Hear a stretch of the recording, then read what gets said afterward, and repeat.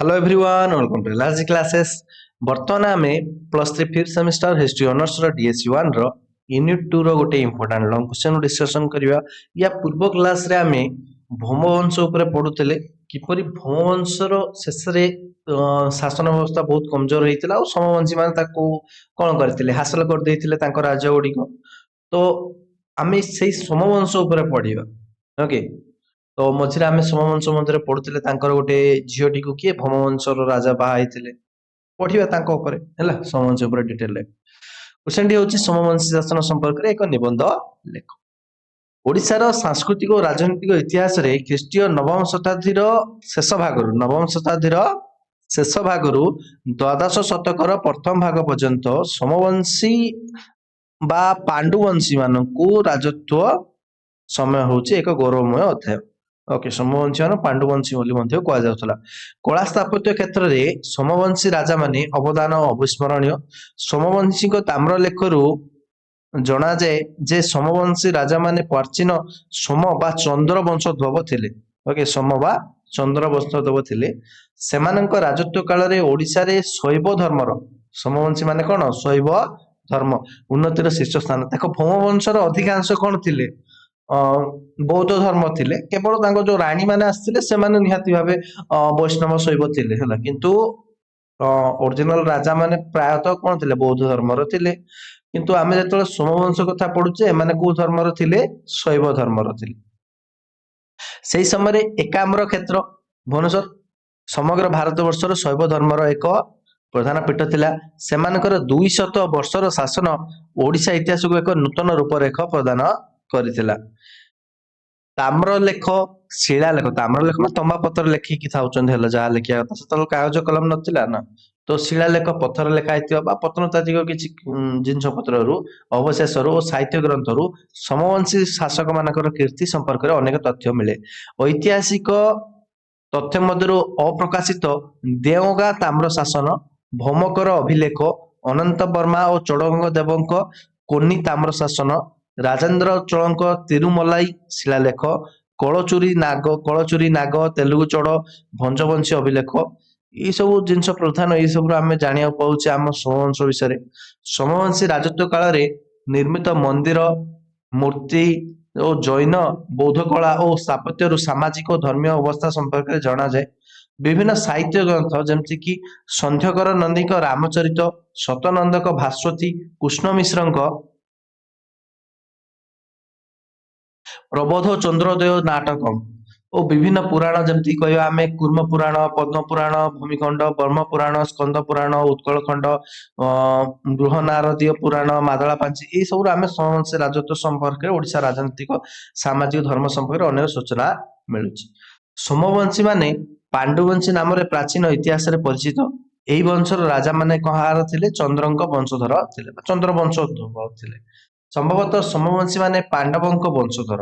Okay, ଏଣୁ ଏମାନଙ୍କୁ ପାଣ୍ଡୁବଂଶୀ କୁହାଯାଏ। ସେମାନେ ମେକଳା ବା ଯାହା ବର୍ତ୍ତମାନ ମଧ୍ୟପ୍ରଦେଶର ମଇକାଇ ଅଞ୍ଚଳରେ ଶାସନ କରୁଥିଲେ। ସୋମବଂଶୀଙ୍କର ରାଜତ୍ୱ ଶାସନ ସମୟରେ ଆମ୍ଭେମାନେ ତ୍ରିଭୀର ଦେବଙ୍କ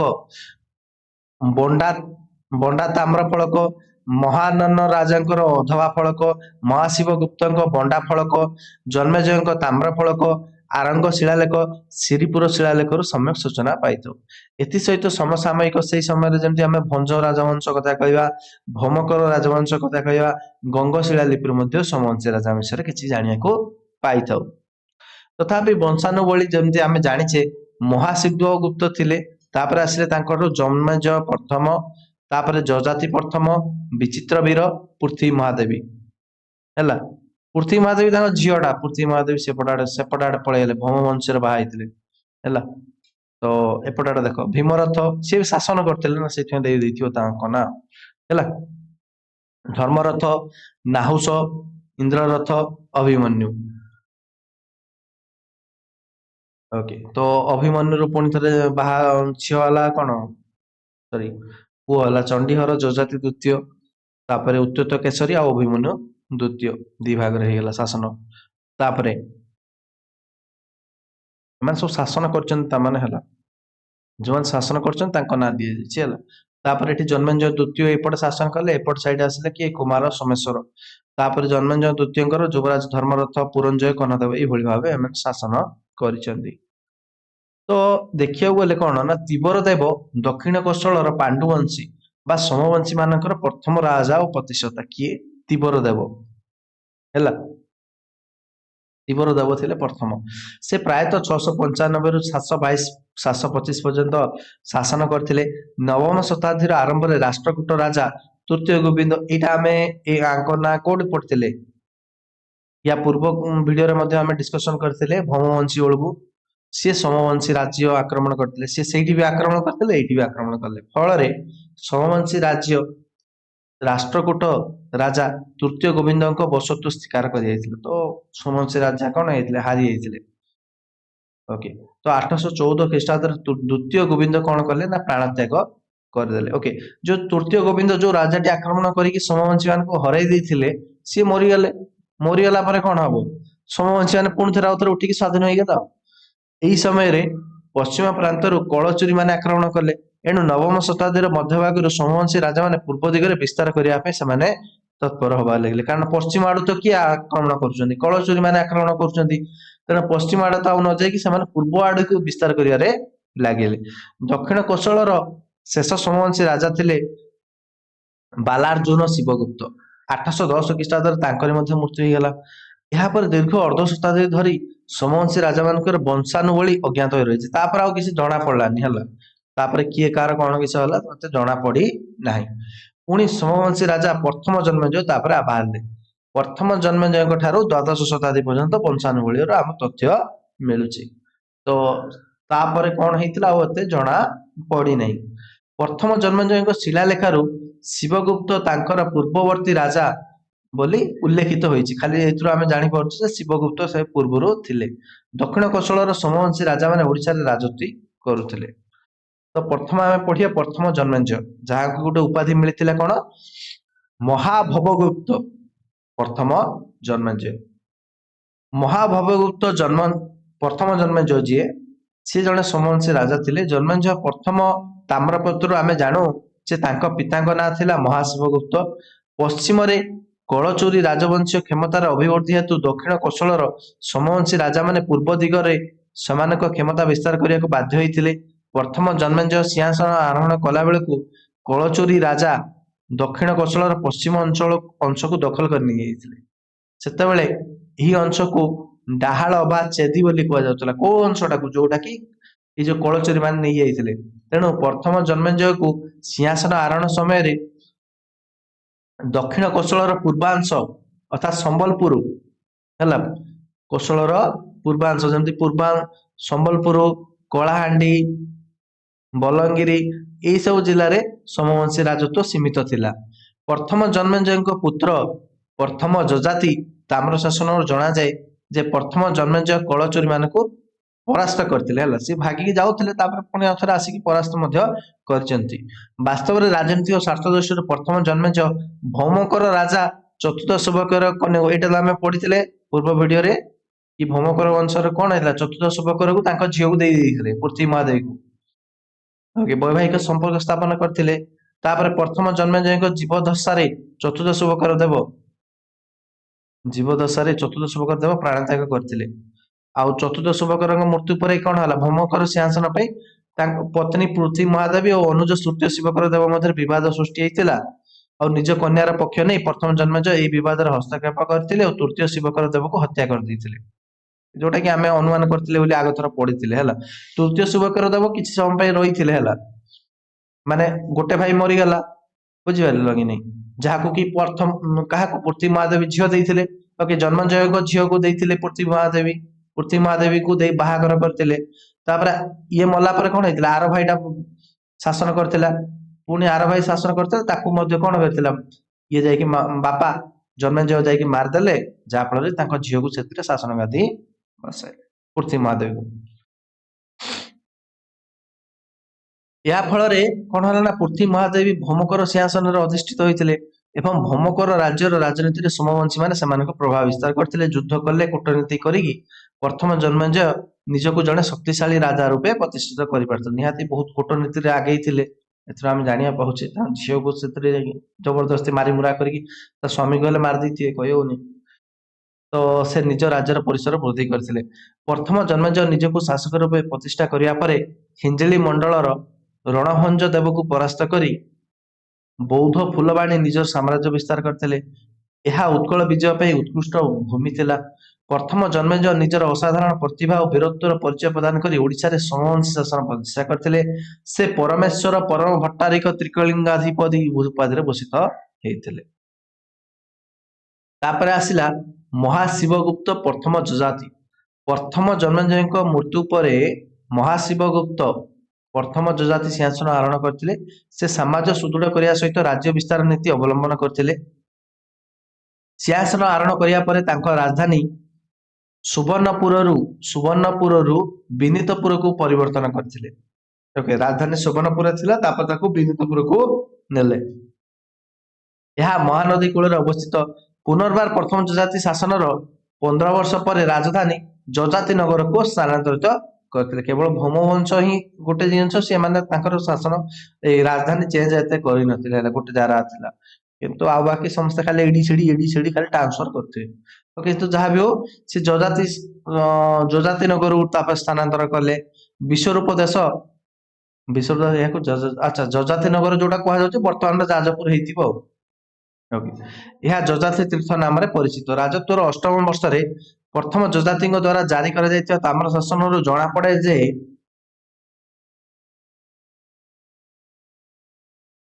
କଳଚୁରୀ ରାଜା ପ୍ରଥମ ଯୁବରାଜ ସୋମବଂଶୀ ରାଜ୍ୟରୁ କେତେଜଣ ନାରୀକୁ ଅପହରଣ କରିକି ନେଇଗଲେ।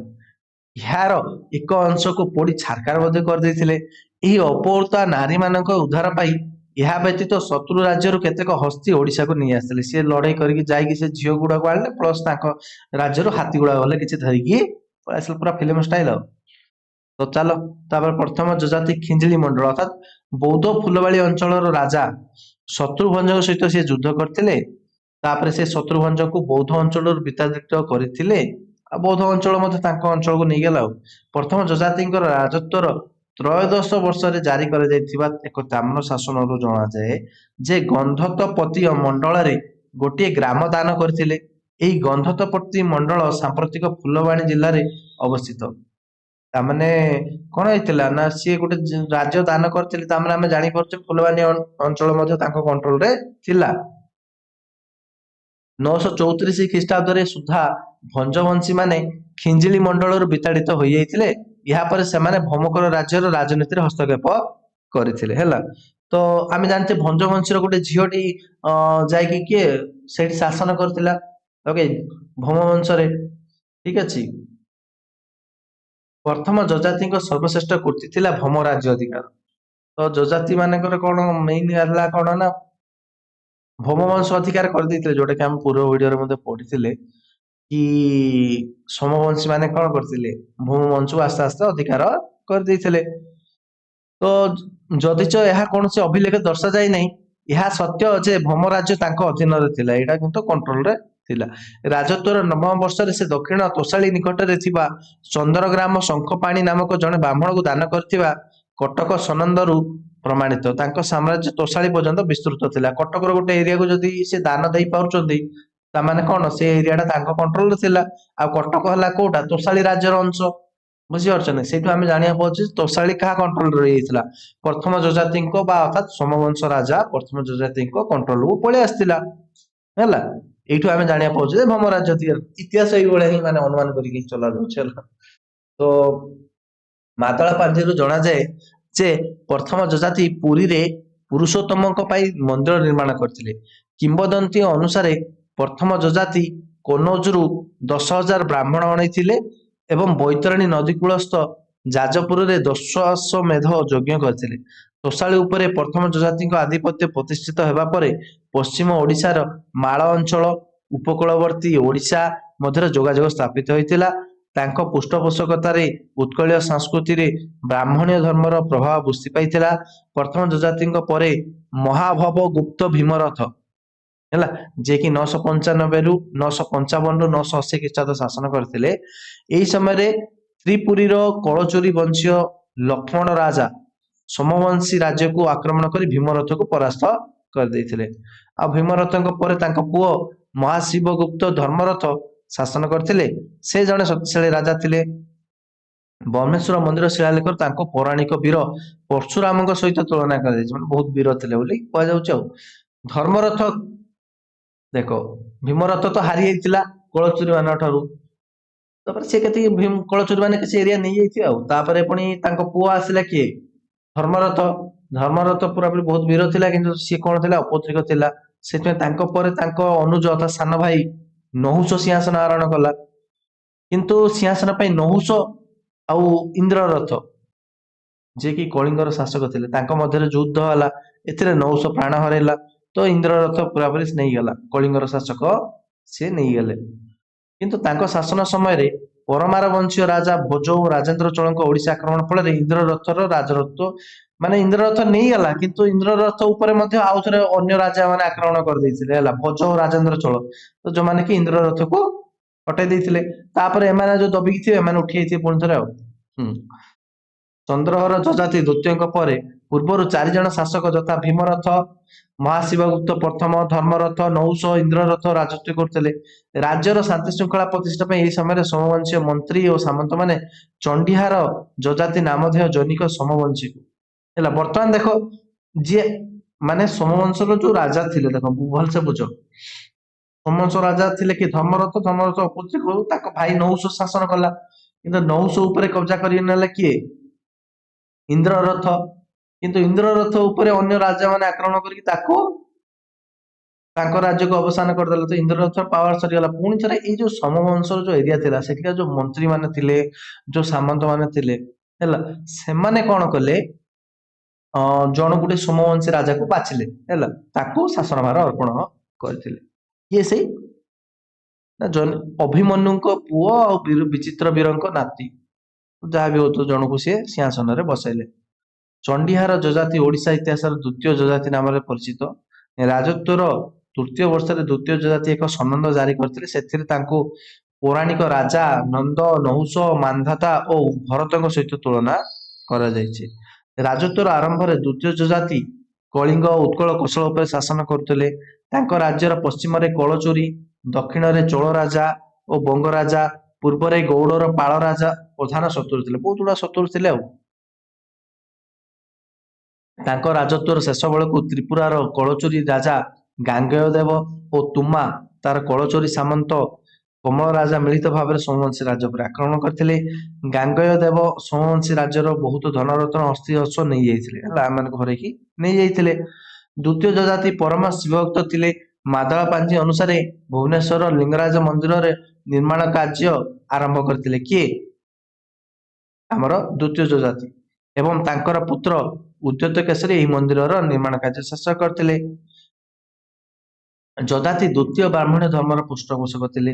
ଓକେ, ଯଜାତି ଦ୍ୱିତୀୟ ଯିଏ ବ୍ରାହ୍ମଣ ଧର୍ମର ପୃଷ୍ଠପୋଷକ ଥିଲେ, ସେ କାନ୍ୟକୁବଜରୁ 10,000 ବ୍ରାହ୍ମଣକୁ ଆଣି ବୈତରଣୀ ନଦୀ କୂଳ ସହ ଯାଜପୁରରେ ଦଶାଶ୍ୱମେଧ, ୟା ପୂର୍ବରୁ ମଧ୍ୟ ଜଣେ କରିଥିଲେ, ଇଏ ମଧ୍ୟ ସେଇ, ଠିକ ଅଛି, 10,000 ବ୍ରାହ୍ମଣ ଆଣି ଦଶାଶ୍ୱମେଧ ଯଜ୍ଞ କରିଥିଲେ। ଏହା ଥିଲା ଓଡିଶା ସାଂସ୍କୃତିକ ଇତିହାସର ଏକ ବିଶିଷ୍ଟ ଘଟଣା। ଦ୍ୱିତୀୟ ଯଜାତି ସୋମବଂଶୀ ଶାସକ ମାନଙ୍କ ମଧ୍ୟରେ ସର୍ବଶ୍ରେଷ୍ଠ। ଅରାଜକତା ବିଶୃଙ୍ଖଳାକୁ ଦମନ କରି ସୁଶାସନ ପ୍ରତିଷ୍ଠା କରିଥିଲେ। ତାଙ୍କର ଏହି ସାମ୍ରାଜ୍ୟ ପୂର୍ବରେ ବଙ୍ଗୋପସାଗର ଠାରୁ ପଶ୍ଚିମରେ ସମ୍ବଲପୁର,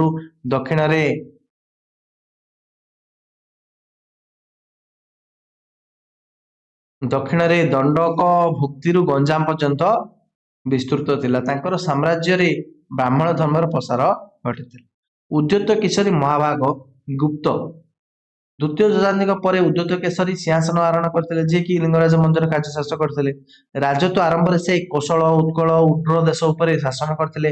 କଳଚୁରୀ ମାନଙ୍କ ବାରମ୍ବାର ଆକ୍ରମଣ ସତ୍ତ୍ୱେ ଉଦ୍ୟତ କେଶରୀଙ୍କ ସମୟରେ ସୋମବଂଶୀ ଶାସକ ମାନେ କୋଶଳ ଉପରେ ନିଜର କର୍ତ୍ତୃତ୍ୱ ବିସ୍ତାର କରି ରଖିଥିଲେ। ପାଳବଂଶୀୟ ରାଜା ବ୍ୟାଘ୍ରପାଳ ଦ୍ୱିତୀୟକୁ ପରାସ୍ତ କରି ଗୌଡ ଓ କୋଶଳ ରାଜ୍ୟ ସହ ଶତ୍ରୁତାର ପତନ ଘଟିଥିଲା। ଉଦ୍ୟତ କେଶରୀ ନିଜ ସାମ୍ରାଜ୍ୟକୁ 2 ଭାଗରେ ବିଭକ୍ତ କରିଥିଲେ, ଗୋଟେ ହେଲା କୋଶଳ ଆଉ ଗୋଟେ ହେଲା ଉତ୍କଳ।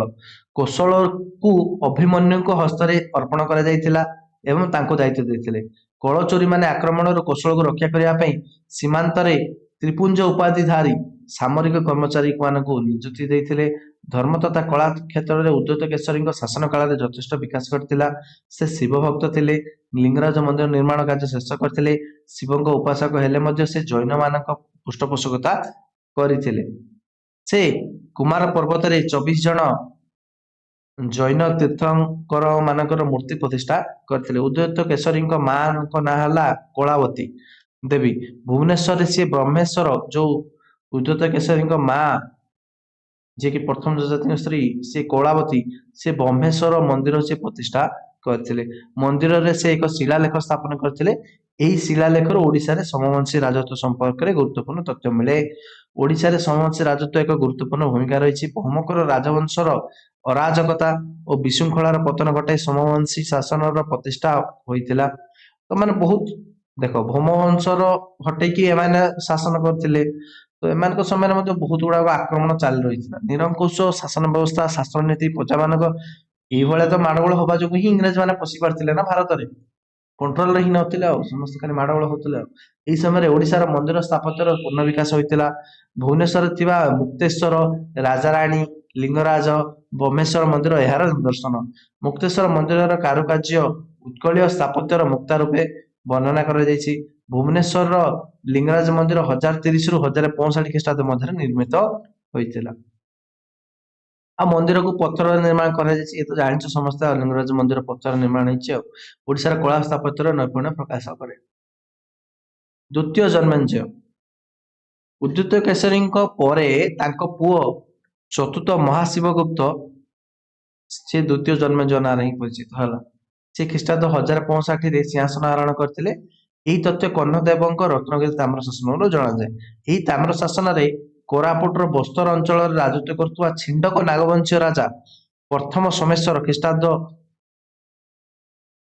ଓକେ ତ ନାଗବଂଶର ରାଜା ପ୍ରଥମ ସୋମେଶ୍ୱର ସହିତ ଦ୍ୱିତୀୟ ଜନ୍ମେଞ୍ଜୟଙ୍କ ଯୁଦ୍ଧ ହେଇଥିଲା। ନାଗରାଜ ପ୍ରଥମ ସୋମେଶ୍ୱରଙ୍କ ସୈନ୍ୟବାହିନୀ ତାଙ୍କର ତେଲୁଗୁ ଚୋଡ ସେନାପତି ଯଶରାଜ ଦେବଙ୍କ ନେତୃତ୍ୱରେ କୋଶଳ ଆକ୍ରମଣ କରିଥିଲେ।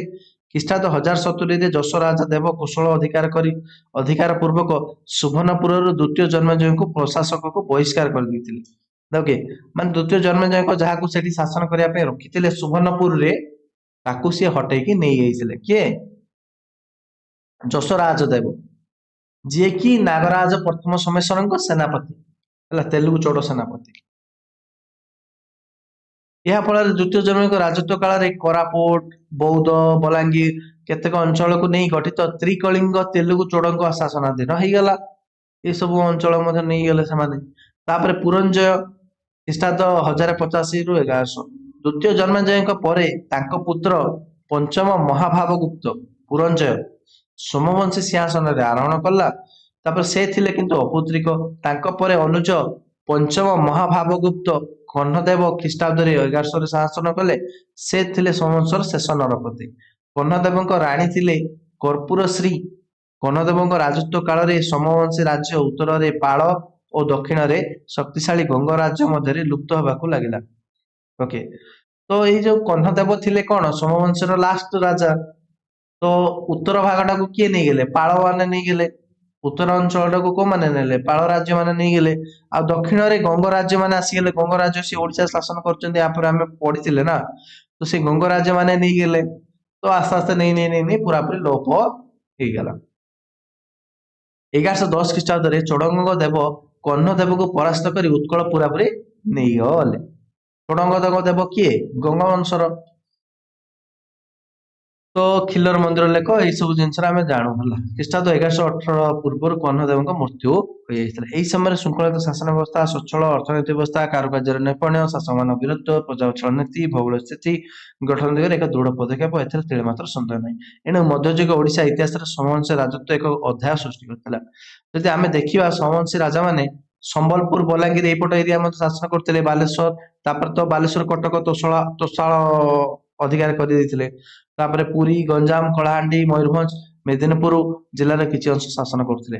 ଭୌମକର ରାଜବଂଶ ଶାସନ ଯେତେବେଳେ ବିଶୃଙ୍ଖଳିତ ଅବସ୍ଥାରେ ଥିଲା, ଭୌମକର ମାନଙ୍କ ଯେତେବେଳେ ବିଶୃଙ୍ଖଳିତ ଅବସ୍ଥାରେ ପହଞ୍ଚିଲା, ସେତେବେଳେ କଣ କରିଥିଲେ ନା, ସୋମବଂଶୀ ମାନେ ओडिशार उपकूलवर्ती अंचल शासन कले सेमाने 150 वर्ष धरी सोमवंशी राजा मान शासन दायित्व रही सेमाने निरंकुश शासन थिले।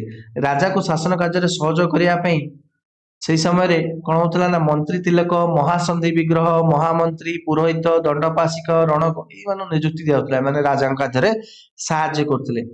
ଆଉ ସମବଂଶୀ ରାଜା ମାନେ ରାଜ୍ୟକୁ କେତେକ ମଣ୍ଡଳରେ ବିଭକ୍ତ କରୁଥିଲେ, ମଣ୍ଡଳକୁ ପୁଣି ବିଷୟରେ ବିଭକ୍ତ କରୁଥିଲେ, ବିଷୟକୁ କେତେ ଗୁଡିଏ ଯେମିତି ଆମେ କଣ କରୁଛେ ବର୍ତ୍ତମାନ ଦେଶକୁ କିଛି ରାଜ୍ୟରେ ବିଭକ୍ତ କରୁଛେ, ରାଜ୍ୟ ଗୁଡା ପୁଣି କେତେ ଜିଲ୍ଲାରେ, ଜିଲ୍ଲାକୁ ପୁଣି କେତେକ ବ୍ଲକରେ, ବ୍ଲକକୁ ପୁଣି କେତେ ପଞ୍ଚାୟତରେ ଏଇଭଳି ବିଭକ୍ତ କରୁଛେ। ବର୍ତ୍ତମାନ ସେଇ ସମୟରେ ସମବଂଶୀ ରାଜା ମାନେ କେତେକ ରାଜ୍ୟକୁ କେତେକ ମଣ୍ଡଳ କଲେ, ମଣ୍ଡଳକୁ କେତେକ ବିଷୟରେ ପରିଣତ କଲେ, ବିଷୟକୁ କେତେ ଗୁଡିଏ ଭୁକ୍ତିରେ ପରିଣତ କଲେ ଓ ଖଣ୍ଡରେ ବିଭକ୍ତ କରିଥିଲେ। ସମବଂଶୀ ଶାସକ ମାନେ କଣ ଥିଲେ? ଯୋଦ୍ଧା ଥିଲେ। ସେମାନେ ସାମରିକ ବାହିନୀରେ ପଦାତକ, ଅଶ୍ୱାରୋହୀ ଓ ଗଜାରୋହୀ ସୈନ୍ୟ ଥିଲେ। ନର୍ମାଲ ରହୁଛନ୍ତି ଆଉ। ପୁରୁଣା ମେଥଡରେ କଣ ଥିଲେ? କିଛି ଲୋକ ଚାଲି ଚାଲି ଯୁଦ୍ଧ କରୁଥିଲେ। ପଦାତିକ, ଅଶ୍ୱାରୋହୀ ମାନେ ଘୋଡା ଉପରେ ରହିକି ଯୁଦ୍ଧ କରୁଥିଲେ, ଗଜାରୋହୀ ମାନେ ହାତୀ ଉପରେ ରହିକି ଯୁଦ୍ଧ କରୁଥିଲେ। ସମବଂଶୀ ରାଜା ମାନେ ବୈଦିକ ବର୍ଣ୍ଣାଶ୍ରମ ଧର୍ମ ଗ୍ରହଣ କରି ବ୍ରାହ୍ମଣ ମାନଙ୍କୁ ସମାଜରେ ସର୍ବୋଚ୍ଚ ସ୍ଥାନ ଦେଇଥିଲେ। ଏମାନେ ଶିବ ଉପାସକ ଥିଲେ, ତେଣୁ ଏମାନଙ୍କୁ ଶିବ ମନ୍ଦିର ପ୍ରତିଷ୍ଠା କରିଥିଲେ। ଓଡିଶାରେ ସଂସ୍କୃତ ଭାଷା ଓ ସାହିତ୍ୟର ଉଲ୍ଲେଖନୀୟ ପ୍ରସାର ଘଟିଥିଲା। ସମବଂଶୀୟ ଶିଳାଲିପିରୁ ଜଣାଯାଏ ସେତେବେଳେ ବେଦ, ପୁରାଣ, ଜ୍ୟୋତିର୍ବିଜ୍ଞାନ, ଅର୍ଥଶାସ୍ତ୍ର, ଆୟୁର୍ବିଜ୍ଞାନ, ବ୍ୟାକରଣ, ଇତିହାସ, ତର୍କଶାସ୍ତ୍ର ଉପରେ ଆଲୋଚନା କରାଯାଉଥିଲା। ଓଡିଶାରେ ସଂସ୍କୃତ ଶିକ୍ଷାର ବିକାଶ ଘଟିଥିଲା। ପୁରୁଷୋତ୍ତମ ଭଟ୍ଟ, ଭବାଦେବ, ଆଚାର୍ଯ୍ୟ ଶୁଭଦେବ ପ୍ରଭୃତି ସଂସ୍କୃତ ପଣ୍ଡିତ ମାନେ ରାଜସଭା ମଣ୍ଡନ କରିଥିଲେ। କଳା ସ୍ଥାପତ୍ୟ କ୍ଷେତ୍ରରେ ସମବଂଶୀ ରାଜା ମାନଙ୍କ ଅକ୍ଷୟ କୀର୍ତ୍ତି ରହିଯାଇଛି। ମନ୍ଦିର ସ୍ଥାପତ୍ୟ କ୍ଷେତ୍ରରେ ସେମାନଙ୍କ ଉଲ୍ଲେଖନୀୟ ଅବଦାନ ମଧ୍ୟ ରହିଛି। ଭୁବନେଶ୍ୱରରେ ମୁକ୍ତେଶ୍ୱର ମନ୍ଦିର କିଏ? ସମବଂଶ ଶାସକ। ରାଜାରାଣୀ ମନ୍ଦିର ସମବଂଶୀ ଶାସକ। ଲିଙ୍ଗରାଜ ମନ୍ଦିର କିଏ? ପ୍ରଥମ ଯଯାତି, ସେ ବି ସମବଂଶୀ ଶାସକ। ପରବର୍ତ୍ତୀ ସମୟରେ ସମବଂଶୀ ଶାସକ ମାନେ ଦୁର୍ବଳ ଥିବାରୁ କଳଚୁରୀ ମାନଙ୍କ ଆକ୍ରମଣର ସମ୍ମୁଖୀନ ହୋଇପାରିନଥିଲେ। ଏହା ଫଳରେ ସେମାନଙ୍କ ପତନ ଘଟିଲା।